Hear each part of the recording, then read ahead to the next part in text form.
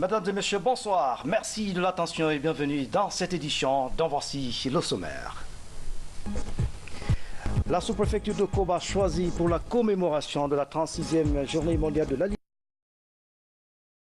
l'effet des changements climatiques, images et commentaires. La rentrée universitaire 2016, les étudiants ont repris les classes, les autorités de l'éducation sont déterminées pour mieux qualifier les institutions d'enseignement supérieur. Au sommaire encore, sport militaire avec l'ouverture à Conakry de la 3e réunion du comité directeur du CISM. La rencontre discute des calendriers du budget du Conseil international du sport militaire.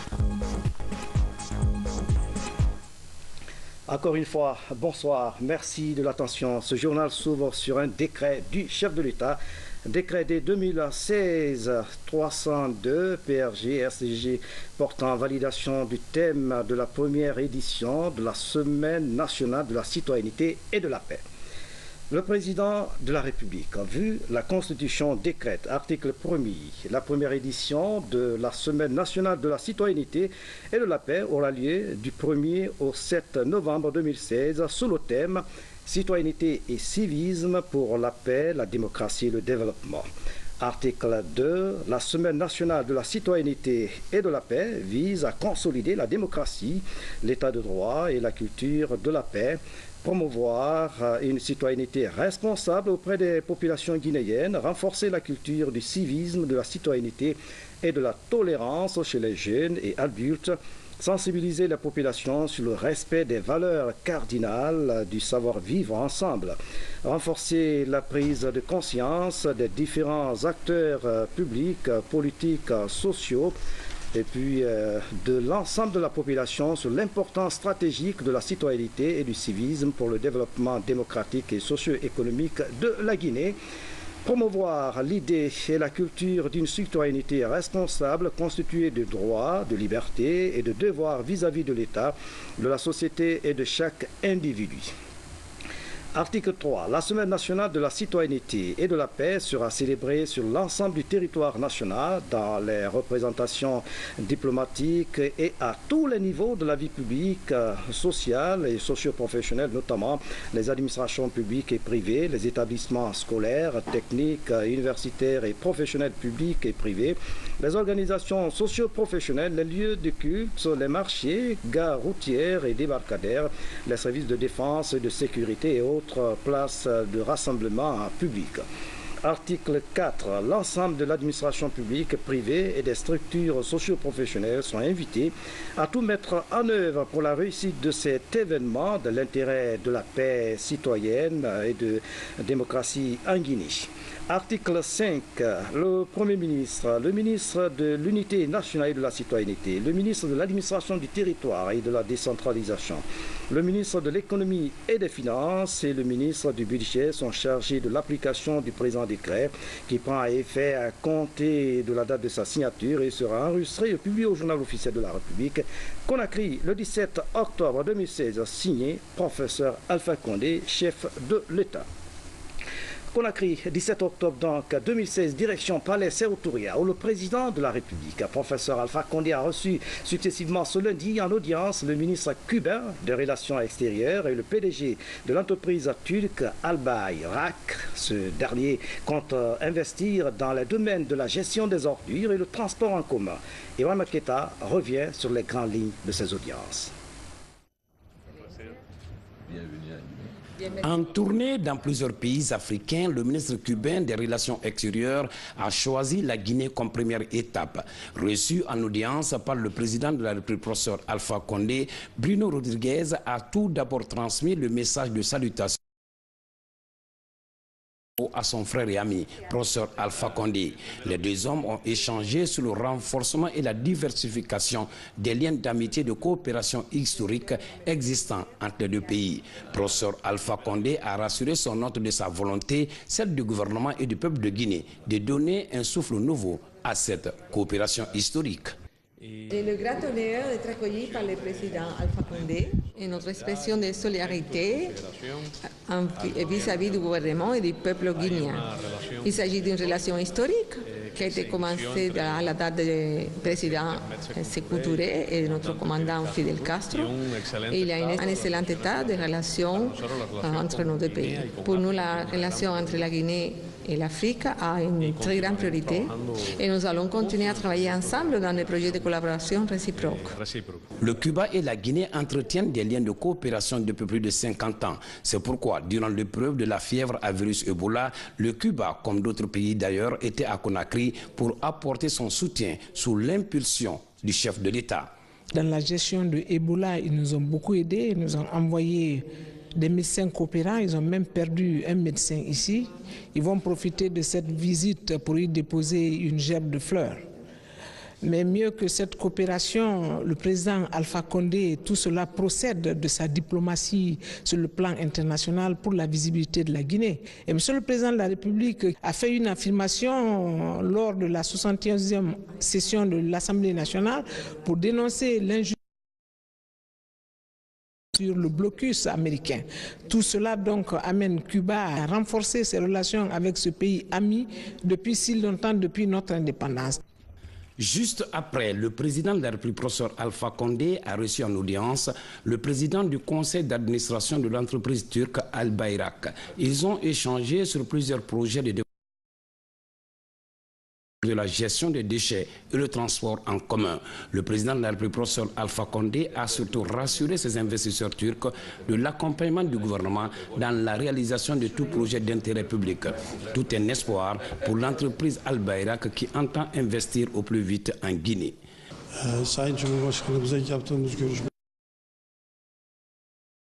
De récupération des déchets et de leur transfert à un terrain de décharge final. Par ailleurs, il y a un problème d'embouteillage en ville. On a parlé de certains projets de transport en commun afin de résoudre cette situation. En même temps, on a parlé de certains projets de transport en commun entre des villes de votre pays. Certains projets à ce sujet aussi. Donc on a parlé aussi de différents projets, mais espérons qu'après le commencement du projet de nettoyage de la ville et de débarrassement des déchets, on va pouvoir parler plus aisément de toutes sortes de projets entre nos deux cultures et nos deux pays. Dans le même registre, le président de l'Assemblée nationale s'est entretenu avec les ambassadeurs cubains et belges. Les échanges ont porté sur le renforcement des liens de coopération et surtout la relance.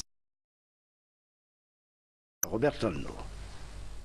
C'est sur fond de renforcement des liens d'amitié et de coopération entre la République cubaine et l'institution parlementaire guinéenne que le ministre des Affaires étrangères cubain a été reçu en audience par le président de l'Assemblée nationale. L'honorable Claude Coricondiano a mis l'occasion à profit pour saluer l'excellence des relations entre nos deux pays. Il a ensuite remercié le peuple cubain à travers son ambassadeur en Guinée pour toutes ses assistances apportées à la Guinée, notamment dans le combat pour l'éradication de la maladie à virus Ebola qui avait sérieusement secoué la Guinée. Et je suis venue pour exprimer ma gratitude du peuple guinéen, toujours envers notre pays. Nous avons été ensemble au moment de la lutte pour la décolonisation. Nous avons été ensemble au moment de la lutte contre l'apartheid. Et nous sommes ensemble maintenant dans le combat pour le développement. Autre rencontre, celle accordée à l'ambassadeur de la Belgique en Guinée. Au menu, la redynamisation des liens d'amitié et de coopération entre les deux pays. En plus, la relance de l'économie guinéenne a été abordée par les deux parties après le passage de l'épidémie à virus Ebola. C'est là, à travers certains secteurs porteurs de croissance socio-économique. Ce qui était l'occasion de faire le point sur la coopération entre nos pays et sur le nouvel élan qui l'anime depuis le début de cette année. En plus bref, avec l'adoption ce lundi à l'hémicycle du nouveau chronogramme de la première partie de la session ordinaire 2016, dite session budgétaire, 10 projets de loi sont inscrits dans ce programme. Les députés auront moins d'un mois pour examiner le budget budget 2017. D'autres projets de loi, notamment la loi portant sur le code électoral et le code de collectivité locale, sont prévus. Nous y reviendrons dans de prochaines éditions d'information. En déplacement, une mission de la Chambre de commerce belge séjourne à Conakry. C'est une mission composée d'hommes d'affaires et des spécialistes dans les différents secteurs de développement.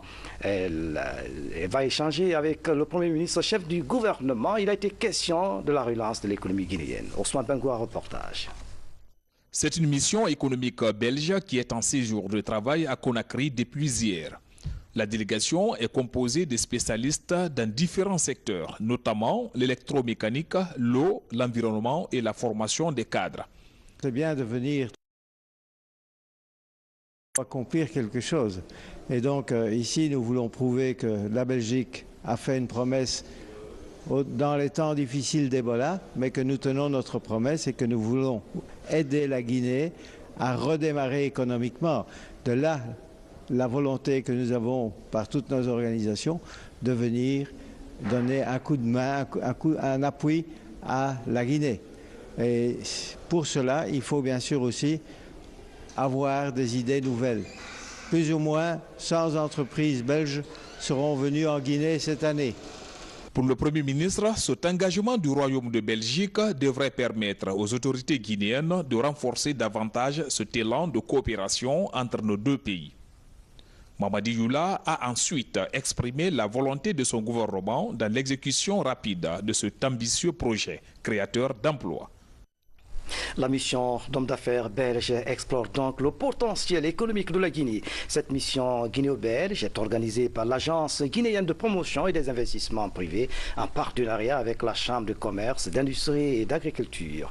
Les travaux ont débuté ce lundi à Conakry. Yena Boubari. À la recherche d'opportunités d'investissement, une cinquantaine d'hommes d'affaires belges échangent avec des chefs d'entreprise guinéennes et les autorités. 2 jours d'entretien qui vont aboutir à la consolidation des relations d'affaires entre Conakry et Benelux. La dynamique est bonne. La particularité, c'est que cette fois-ci, elle n'a pas été seulement limitée au secteur privé. On a aussi apporté des gens qui allaient aider, notamment au niveau de la formation professionnelle, également des bailleurs de fonds potentiels qui peuvent accompagner les projets. Le responsable de la Chambre de commerce, d'industrie et d'agriculture belge salue les efforts accomplis en peu de temps pour la relance de l'économie nationale. Cette mission est aussi une mission spéciale en son genre. Ce n'est pas une mission économique traditionnelle. Elle est spéciale aussi parce que nous allons discuter et ouvrir un débat sur 2 projets excessivement importants à nos yeux pour la Guinée, qui est une zone économique spéciale, qui est tout à fait différente d'une zone franche. Des zones franches, il y en a dans beaucoup de pays. Des zones économiques spéciales, il n'y en a pas en Guinée. Et donc ça devrait être une zone nationale qui aurait l'avantage de faire la transformation des matières premières produites dans votre pays, localement, avant exportation ou semi-transformation. À Conakry, l'initiative est bien perçue. Le ministre du Commerce, Marc Yombouno, réaffirme l'engagement du gouvernement à assainir l'environnement économique. 3e grande délégation qui viennent en Guinée.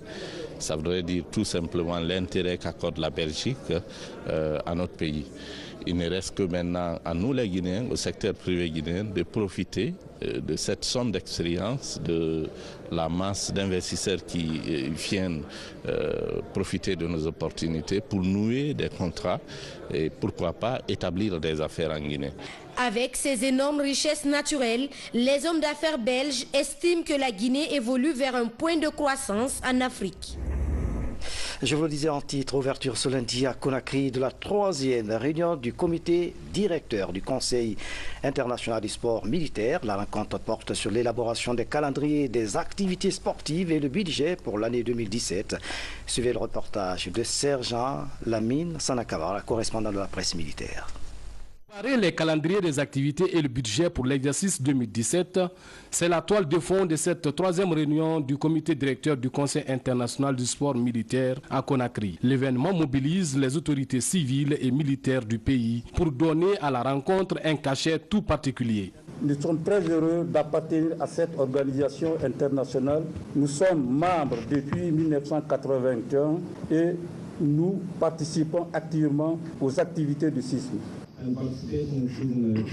La République de Guinée joue un rôle majeur au sein de la famille du CISM en organisant des événements principaux tels que cette réunion du comité directeur et surtout en participant aux championnats mondiaux militaires et jeux mondiaux militaires. Le fait que le secrétaire général et le membre du comité directeur soient de nationalité guinéenne sont des preuves évidentes que la République de Guinée joue un rôle prépondérant dans la structure du CISM. L'amitié par le sport. À travers cette devise, le CISM entend promouvoir les activités sportives et l'éducation physique entre les forces armées en vue de favoriser la paix dans le monde. C'est pourquoi le ministre d'État à la Défense nationale se réjouit de ces assises de Conakry. Je profite de l'occasion qui m'est offerte pour vous transmettre les salutations fraternelles du chef des armées, le professeur Alpha Condé, président de la République de Guinée, général et soutien inconditionnel du sport militaire.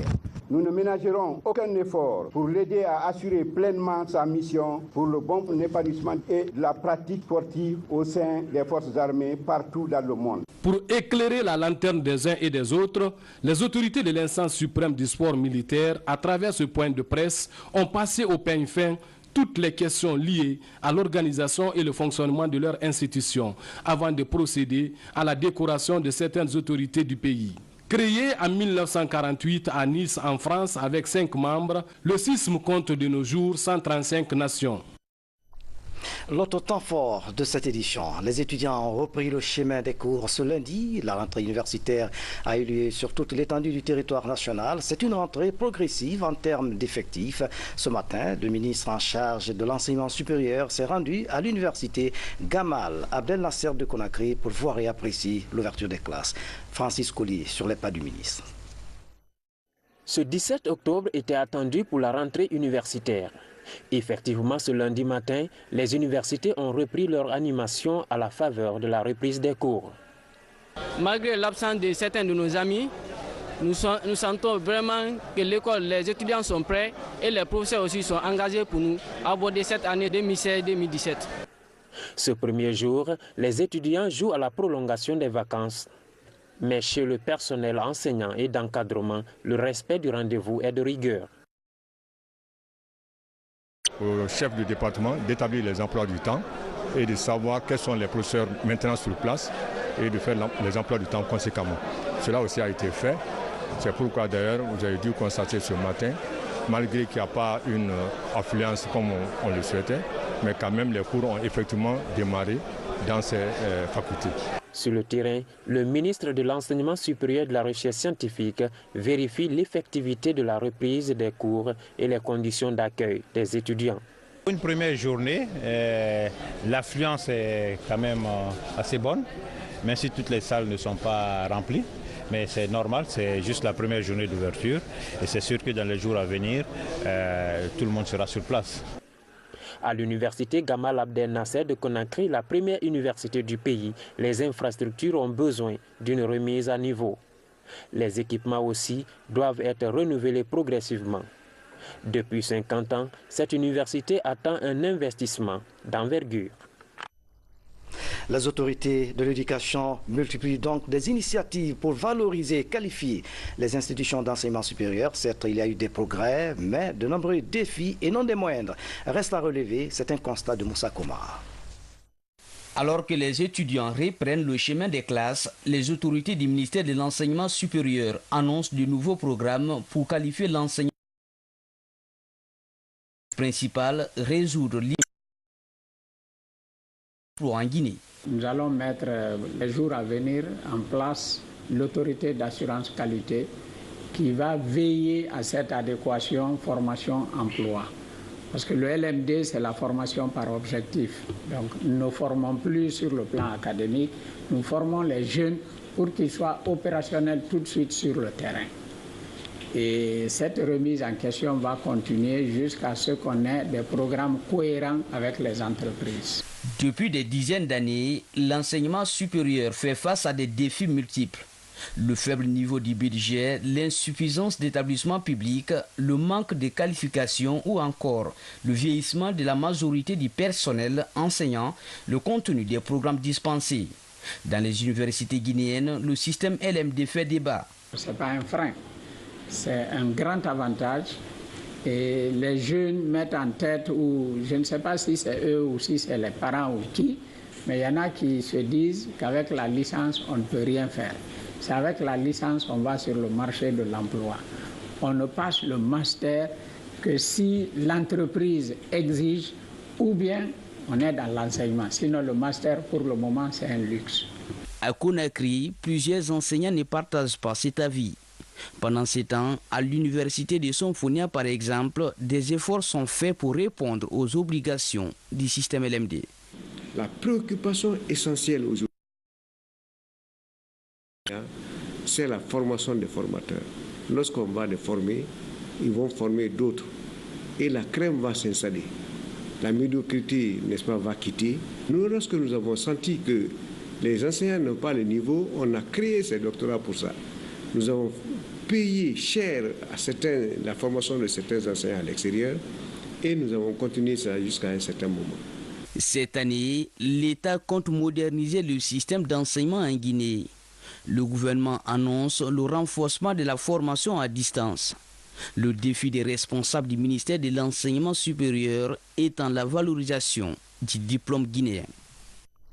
Dans l'actualité encore, l'affichage de la liste des fonctionnaires n'ayant pas pointé depuis 3 mois a fait ce matin tollé au ministère de la Communication. Près de 600 travailleurs sont concernés. L'inspecteur général de l'administration apporte des précisions sur les conditions d'affichage de cette liste et il invite les fonctionnaires à se faire pointer au moins une fois par semaine. Voici le reportage signé de Baba Kouyaté et Nemana Kamara.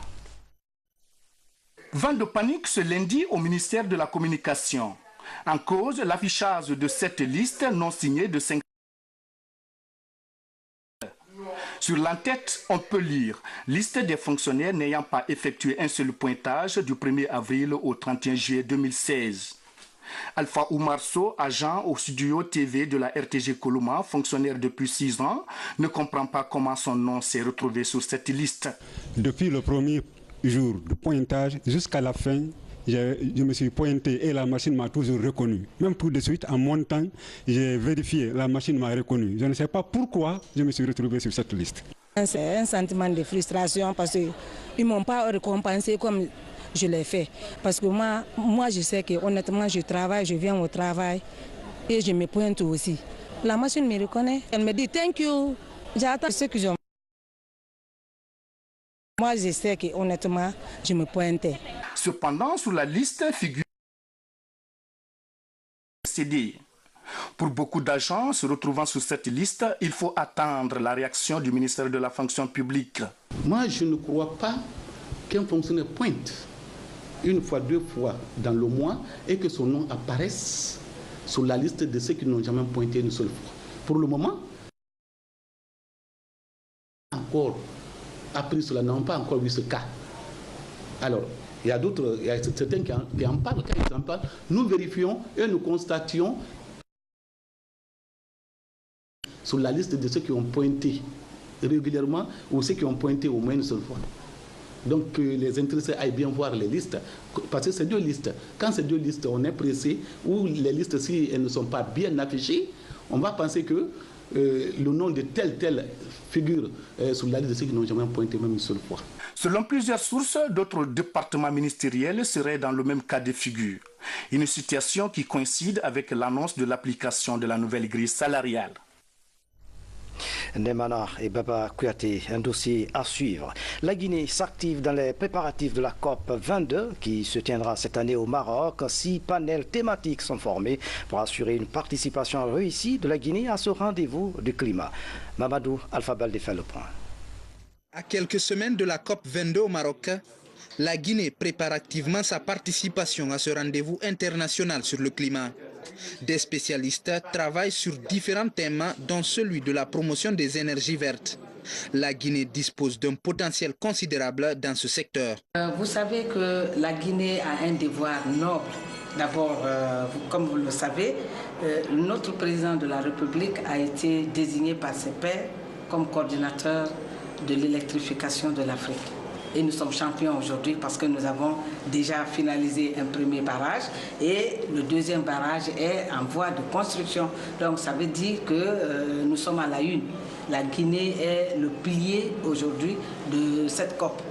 Donc c'est pour cette raison que nous nous sommes dit qu'il fallait vraiment qu'on se prépare et qu'on donne vraiment un tonus à la COP 22. À Marrakech, le château d'eau de l'Afrique de l'Ouest compte aussi innover. Cette année, la Guinée aura son propre stand. Il assurera la promotion des atouts environnementaux du pays. Nous devons avoir des posters. La Guinée a des particularités. Nous avons les crapauds de départ qui n'existent qu'en Guinée. Nulle part dans le monde ils peuvent vivre. Nous avons les chimpanzés de Bossou qui sont des primates très avancés. Nous avons beaucoup de particularités, des cascades, des barrages de sites qu'on peut présenter, les parcs nationaux, le parc du Haut-Niger, le parc du Badiar, qui sont des patrimoines mondiaux de l'humanité. Tous ces sites-là sont à présenter les potentialités touristiques de la Guinée. Tenue à Paris en 2015, la COP 21 a été la rencontre des grandes décisions avec l'accord historique de limiter à 2 degrés le niveau de réchauffement de la planète. La COP 22 est annoncée comme celle des décisions. La Guinée entend y nouer de nombreux partenariats durables. À présent, rendons-nous à Koba, dans la préfecture de Bofa, un grenier menacé par les effets des changements climatiques. Ce site a été choisi pour la commémoration de la 36e journée mondiale de l'alimentation, un événement placé sous le signe de l'adaptation de l'agriculture au climat. C'est un reportage signé de Fodé Bangora. Derrière ce décor de cartes postales du lac se cache un danger. Les plaines rizicoles de la commune rurale de Koba sont affectées par l'érosion côtière et la remontée saline. À ce tableau viennent s'ajouter une chaleur caniculaire et d'autres effets des changements climatiques. Des effets dont l'intensité préoccupe tous les acteurs du développement rural de la région. Il y a des zones de production qui sont obligées d'être délocalisées parce qu'ils ne peuvent plus produire dans certaines zones. Il y a de l'eau de mer aussi qui commence à investir certaines régions, donc la production n'est plus possible non plus. Là, je ne parle pas pour de sel solaire, je parle pour d'autres types de production.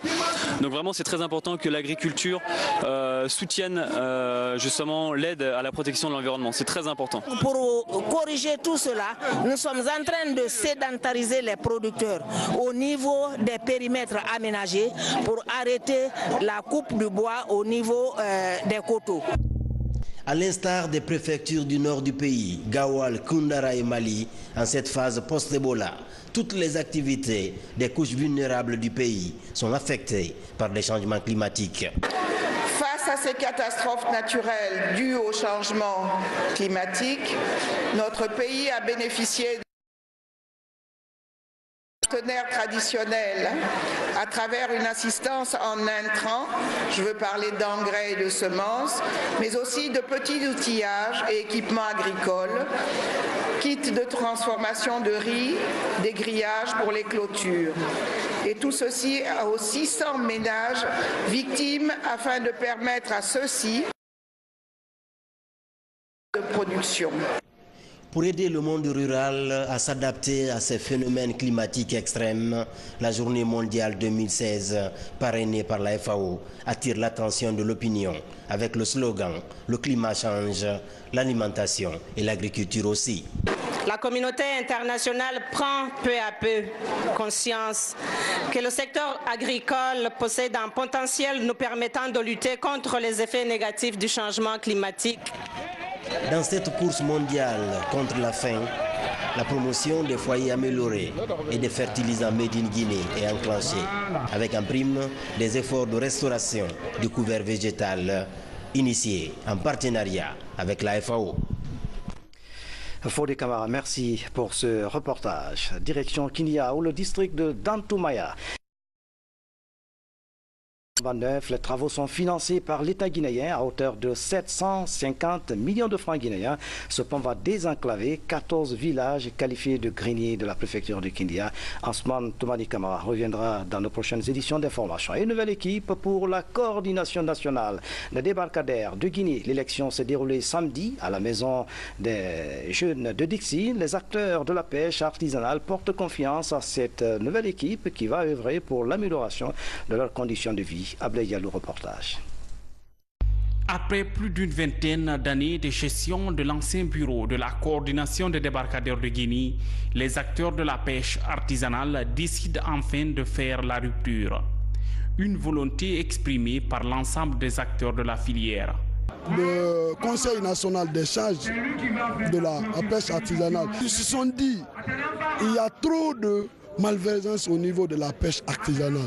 Mais qui doit regrouper tout cela? C'est le coordinateur national des débarcadères qui doit régler tout ce problème. Donc ça veut dire que s'il y a ce problème, la coordination n'a pas fait ce rôle. Donc exigeant que la coordination qui existe pendant 50 ans, il n'y a pas de renouvellement de cette instance. Donc on a décidé dans l'unanimité de mettre en place un bureau.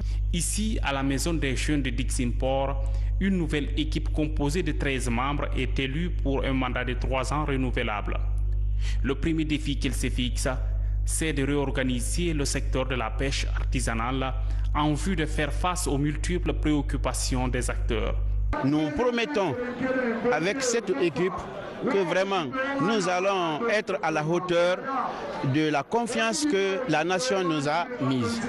Et en même temps, nous trouverons les vases et moyens pour que toutes les filières soient alors aidées. Avec l'élection de ce nouveau bureau, c'est tout un espoir qui renaît chez les acteurs de la pêche artisanale. Un secteur qui occupe plus de 200 000 familles. Et puis en plus bref, un film sur la pratique de l'excision en Guinée a été projeté jeudi pour la première fois à la maison de la presse de Koléa. Ce film, réalisé par un groupe de journalistes dans un village de Guékédou, retrace les méfaits de cette pratique qui persiste encore dans nos villages.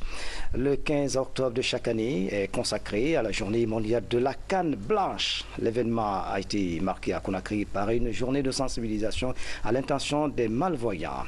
Sport foot pour terminer avec les demi-finales de la 57e édition de la Coupe nationale au stade du 28 septembre à Conakry. L'AS Kaloum a battu Alustar de Freya sur le score de 4-1. La finale mettra aux prises Auréa et l'AS Kaloum. Un commentaire de Mamadou Yaya Yalo. La finale de la 57e édition de la Coupe nationale a désormais un visage. Avant que le dernier match ne lui donne à présent une âme, les deux équipes qualifiées savent à quoi s'en tenir. Hier au stade du 28 septembre, le Oroya AC dans la douleur a arraché son ticket pour la finale. Au terme d'un match âprement disputé, face à Wakria AC de Boké, les Rouges et Blancs de Matam ont bénéficié d'une première période plutôt tranquille avec à la clé des buts. Nikema Draman transperce le mur de Wakria et trompe Kumbasa Amadou. Ensuite, à la 44e, sur un centre de Aboubakar Kile Bangoura, Bachili Mohamed Lamine de Wakria marque contre son camp. Le score à la pause 2-0 pour le Oroya AC. À la reprise, le Oroya AC imprime le même rythme et à la 19e,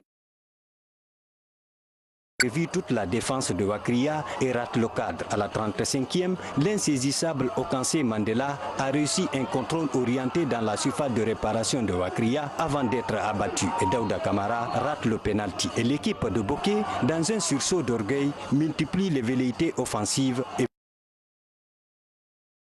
minute transformée par Daouda Berité pour la réduction du score. 2-1, c'est le score final. Auparavant, l'association sportive de Kaloum pour composter son billet, une finale qui mettra aux prises deux ténors du football guinéen, le Oroya AC et l'association sportive de Kaloum. Quelle que soit l'issue de la finale, l'ASK jouera la Coupe de la Confédération africaine de football et le Oroya AC représentera la Guinée en Ligue des Champions. La question qui taraude aujourd'hui est de savoir quand aura lieu cette finale. Voilà, cet élément sportif met fin à cette édition d'information. À tous, merci de nous avoir suivis. Excellente soirée. Où que vous soyez dans le monde. À demain.